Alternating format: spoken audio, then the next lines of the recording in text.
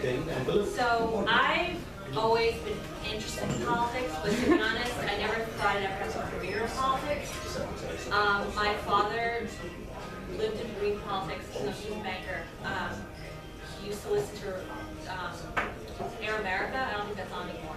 And he talked to me about why Air America is ridiculous. And my grandfather read National Review his whole life. He's 86. He still reads National Review.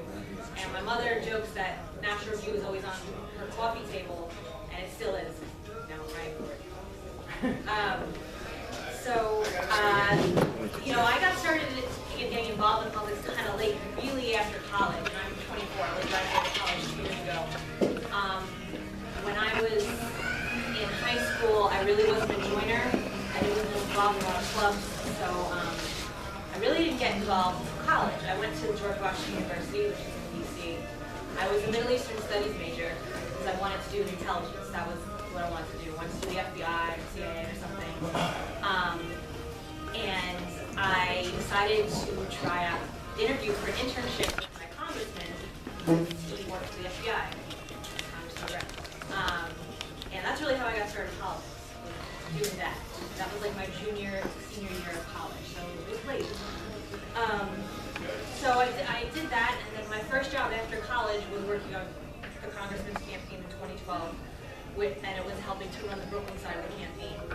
And I didn't really know much about campaigns when I was hired. I really learned everything from that campaign, and when Sandy hit, I really realized how much politics can make a difference. Sometimes after Sandy hit, sometimes the best thing you can really do for a person is help them bail water out of their basement or take their garbage out. And I don't want to say I was lucky because it seems like the wrong word for Hurricane Sandy, but I was kind of lucky in that I really got the opportunity to see how politics could really make a change and affect people and really make a difference. So after that, After that, I worked on the Hill for a different congressman, upstate New York congressman. And I liked working on the Hill because when you work on the Hill, you're kind of part of the club right away, the Hill staffers. And there's always events to go to, and everyone knows each other, everyone's friends with each other, everyone kind of knows each other's business. But like I said, I was never a joiner. So those kind of communities never took to really quickly, so I never joined a sorority. And one thing I didn't like about the Hill, and I'm not, I don't want to make anyone in this room feel bad, but I always felt you have to kind of play a role a little bit. Everyone on the Hill, I think, thinks they're going to be the next president. You have to treat them that way. So anyway, bottom line is I got let go from that job. And that was a big blow. Because I thought that was my big break into politics, and I got let go. And after that, I came back to Brooklyn to lick my wounds a little bit, and I worked as campaign coordinator for David Strobe when he ran for city council. And that was great because, as campaign coordinator, you get your hands in everything. And I helped get him on 3 lines. So I had never run a petition process before. That was good for the experience. And then after that, I applied to National Review. And I applied to the job and decided to go to D.C. because I was living in New York at this point, and show my face and hand my resume in person. And that's eventually what got me the job, because I showed up and made that extra effort. And I was actually hired to be an office assistant and do social media. So when you guys follow National Review on Twitter, it's like me. I was actually hired to do that, and it just so happened that when I got hired in the DC office, a lot of the DC writers for National Review started leaving, just coincidentally. And eventually one day they needed something covered, and I was there, and they're like, just go and write something. And I did, and they liked it, and they said to me, keep writing, you're pretty good. So that's how I got to where I was. And I like telling that story because I always loved to write ever since I was little, but the same kind of thing. I never took a writing class, and I never opened a journalism major. I don't even know if more than 5 people have ever read anything I've ever written before this. And it's just funny how opportunities get presented, and if you're good, then, if you take them, they go somewhere. Here's to eternal fortitude.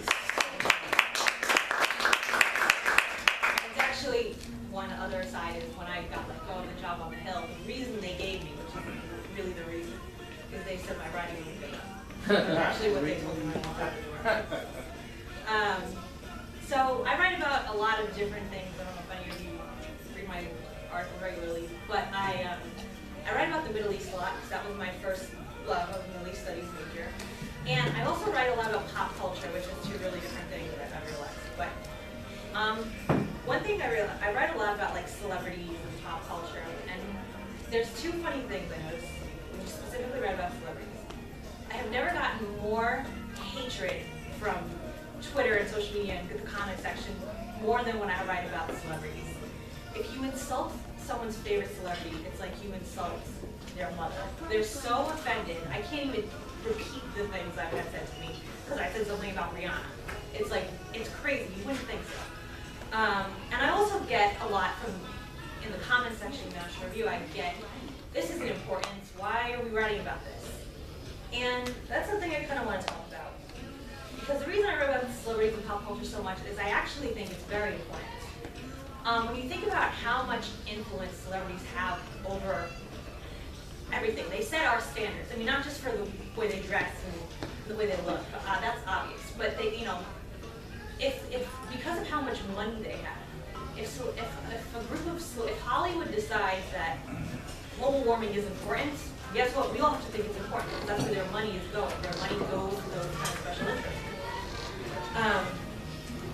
So, think about how many celebrities have babies out of wedlock. Of course they can do that. They save so much money, it doesn't matter if they're married. And then, you know, I think it's like 50% of children born today now are born to single mothers. But why do they want us to support them? Why does we want The liberals expect us to support them. Exactly. I don't know because celebrities are the biggest and most influential podium to get their point, to get the liberal message across. So they want us to depend on what they say and to be obsessed with what they're doing because they translate their message for the rest of us.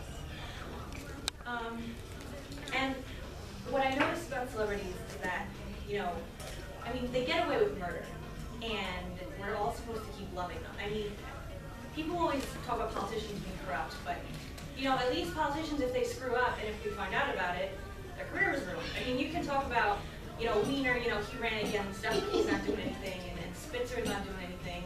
Yeah, they ran again, but their career isn't the way it was. But They left out Vita Lopez. that's a good point. That's a good point. But you know, you think about so many celebrities like Sean Penn is one of the most respected actors in the business. But he was married to Madonna. He tied her to a chair, beat her to a bloody pulp, went to get beer, came back and continued to beat her. And most people don't know about that. He's a respected actor. He's one of the best actors in the business. She enjoyed it. You think so? Why do you say that? Anyway, one of the things I read about too with pop culture is feminism. And I think that Democrats they sail by on being the party of women, which we all know is ridiculous. And one thing I really want the conservative side to take back is the idea of feminism. Conservatives are more feminist than liberals are, but for some reason liberals are able to... Conservatives don't rape women like Sharpton's lawyer did. So that's part of the reason I write so much about feminism, is I really believe that conservatives can take back the mantle of feminism, because they're really the feminists. And one celebrity I pick on a lot, and I will dedicate an entire article to, and then I want to talk about, because I feel like she embodies everything that's wrong with this dichotomy, is Beyonce. Beyonce is probably the closest thing we have to breaking the first commandment, which is not to worship any other god. You can't speak against Beyonce. I've heard her being called Jesus and God and everything else. In all seriousness. There was like a joke a while ago that like if a girl wanted to take the day off of class because it was Beyonce's birthday. So one of the things that bothers me is that Beyonce is considered a feminist icon.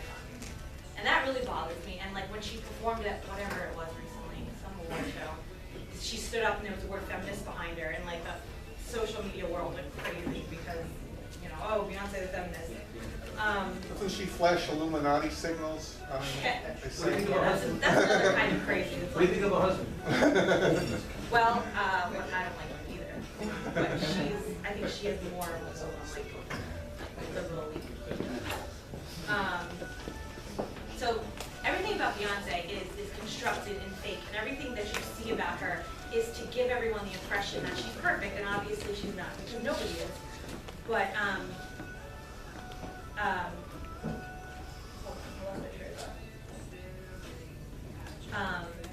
so the idea of her being a feminist is ridiculous because her main job is to look good. That's her main job, and that alone is not feminist. I mean, the point of feminism is That alone's a full-time job. yeah, I know. That's her job. And the point of feminism is to take a woman at her essence and her character. And that's not even what Beyonce does. Her whole thing is to show you that she's perfect and flawless, and it's even in her song lyrics. And all she's really done, you know, the idea of femininity that modern feminists rail against is like the 50s femininity, the housewife that vacuums and heals. That's what we're all rebelling against. All Beyonce has done is repackage that. She's just created a new, unobtainable idea of femininity. You know, maybe the ideal feminine woman isn't vacuuming and heels, but now she has a job and she wears, you know, she doesn't wear sundresses, she wears tight jeans, and she's a little sassy. But basically, she's still an unobtainable idea of femininity. Most women, even Beyonce, don't look like Beyonce when she wakes up. And the idea that this is something women should be looking up to and trying to emulate is very hurtful to women. And when you look at Beyonce's videos, all she does is dance for you. I mean, well, how is that a feminist? She's just, you know, she's just a sexual object. That's all she is. And the idea of her supposed to be the idea of Beyonce is supposed to liberate us is frankly kind of offensive. So whenever I write about pop culture, the point I really want to get across, and what I'm going to spell out right now, is everything about Hollywood and everything about the music industry is all fake. It's a fantasy. It's constructed in a certain way for us to forget about our problems, and that should be taken at face value. That's all it is.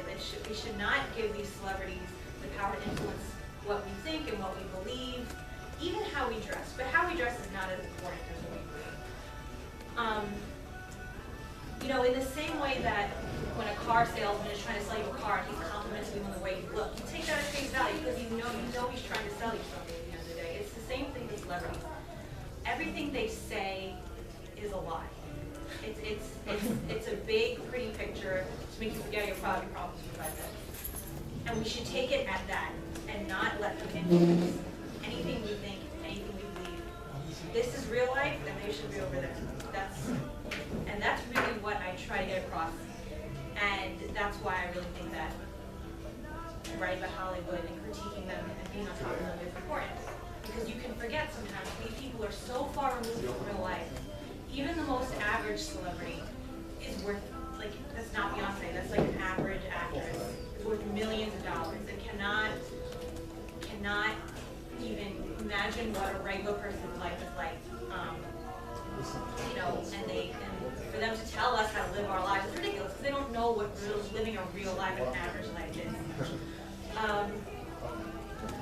So anyway, so that's a big chunk of what I write about is that, and that's really all I have to say.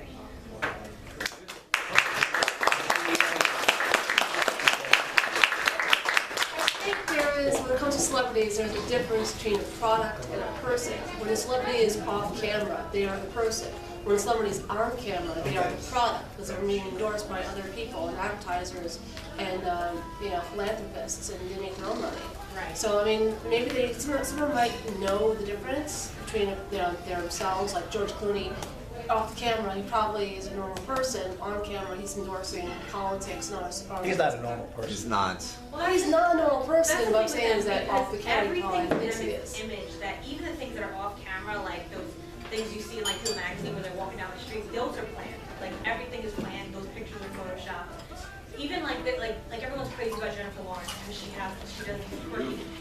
does these quirky things like somewhat off camera. Like I remember at the Oscars recently, she tripped over a cone and everyone thought that was so endearing. I wouldn't be surprised if she did that on purpose so we all think she's endearing. Like that's how manipulative Hollywood is. Plastic surgery, I mean, not to get into it, plastic surgery is so prevalent. I think every celebrity's had plastic surgery, probably. Everything they do, everything you see, even things that are supposed to be, you know, off camera and, you know, whatever, is fake. So they have image. Those pictures of going to the grocery store are fake. They dress for those, they call paparazzi, tell them they're going to the grocery For store. a Photoshop? They're Airbrush? Photoshop, everything you see in magazines. Photoshop. Can you tell Eva Longoria she's the Yoko Ono of the New York Jets? It's like a branding thing, right? Right, it's branding. It is. So it's like it's more business. Well, Christina Aguilera got the big trouble with that. It was after the whole magazine where she even though she wasn't. Forget. What do you think of her as far as like, along the lines that you just mentioned? Is she gonna run, Hillary? Yeah. I mean, I think Hillary Clinton is ridiculous to be a feminist. No feminist. Icon. I mean, she stayed with a man who clearly thinks nothing of her. They haven't slept together in 20 years. Because she has his pants. She's running the show. Right, exactly. And I think, you know, when it probably came down to should I leave this man, she probably figured, I mean, if I stay with him, I could probably run for something. And she stayed. And honest, that's not feminist, unfortunately. It might be realistic, but, you know, I think she'd have a lot more feminist cred if she left him and ran on her own. I like her certainly a lot more. Yeah. So, Is she gonna run? Do you think she's gonna run? Yeah. so who like? Because I have no problem a woman being president. I think it's a beautiful thing. It's And not girl Hillary. power up and all down. So like, what do you think? Like, who would you think would be a good woman candidate for president? I honestly don't know if I can think of one right now that I like. Mrs. Romney. Mrs. Romney? No. Oh. No. That last name? I think Sarah Palin is one of the best speakers I've ever seen in my life. I saw her at CPAC and she had the entire room on her feet. As far as policy and stuff, and she's just a woman. Oh, what's her name? The governor. Honestly, a female Nikki president, Haley. I really can't think of one. Nikki Haley? Yeah, you know, her maybe, Nikki Haley, I like, Nikki Haley, I love. but, I don't know how to go about her. What's your, on the local issues here? What's your feel on all these races we're having, the governor and all the other races, Brooklyn? I mean, I think the fact that Cuomo hasn't gotten more crap for being corrupt, like, it's gotten some crap, not enough. I'm sorry. It's insane. We failed to mention this before, but we as candidates, I mean, I'm not sure if you knew this, this is the first time in 12 years in both Manhattan and in Brooklyn that the Republican Conservative Party has filled the entire candidate. So there's not All slate in Manhattan's filled? all seats in Manhattan are filled, all seats in Brooklyn are filled. First time in 12 years. Well, I don't know all seats in Brooklyn. All seats in Brooklyn. Assembly? Assembly, Senate. Yeah. You said you. Not in Queens, I know. Not in Queens. Not in Queens. Brooklyn, Like ISIS. Manhattan. That's what I said. The Palestinian Authority government. like, Believe me, when I say things, I make sure I know. Safe to say. Well, from the vantage point, what I've been reading is that